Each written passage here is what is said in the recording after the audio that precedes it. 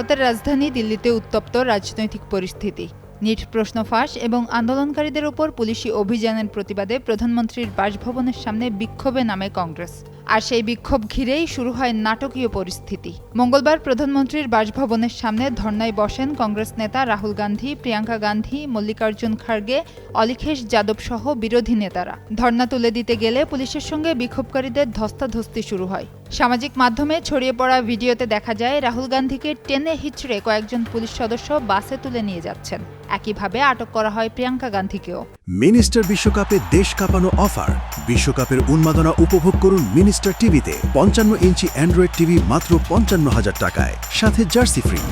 ভারতীয় সংবাদ মাধ্যম জানায় কয়েক ঘন্টা আটকে রাখার পর রাত 9টার দিকে তাদের ছেড়ে দেওয়া হয়। আটকের আগে রাহুল গান্ধী অভিযোগ করেন শিক্ষার্থীদের কণ্ঠরোধ করা হচ্ছে এবং একইভাবে ভারতে গণতন্ত্র পরিচালিত হচ্ছে। তিনি শিক্ষামন্ত্রীর পাশাপাশি প্রধানমন্ত্রী নরেন্দ্র মোদী ও স্বরাষ্ট্রমন্ত্রী অমিত শাহের পদত্যাগও দাবি করেন। অন্যদিকে দিল্লি পুলিশের দাবি প্রধানমন্ত্রীর নিরাপত্তা ও আইনশৃঙ্খলা বজায় রাখতেই এই পদক্ষেপ নেওয়া হয়েছে। একই সঙ্গে পুলিশ অভিযোগ করেছে আন্দোলনের সময় তাদের উপর হামলা চালানো হয় এবং বহু পুলিশ সদস্য আহত হন। তবে কংগ্রেসের দাবি তাদের কর্মসূচি ছিল সম্পূর্ণ শান্তিপূর্ণ। নিট প্রশ্ন ফাঁসকে কেন্দ্র করে শুরু হওয়া এই আন্দোলন এখন ভারতের জাতীয় রাজনীতিতে নতুন করে উত্তেজনার জন্ম দিয়েছে।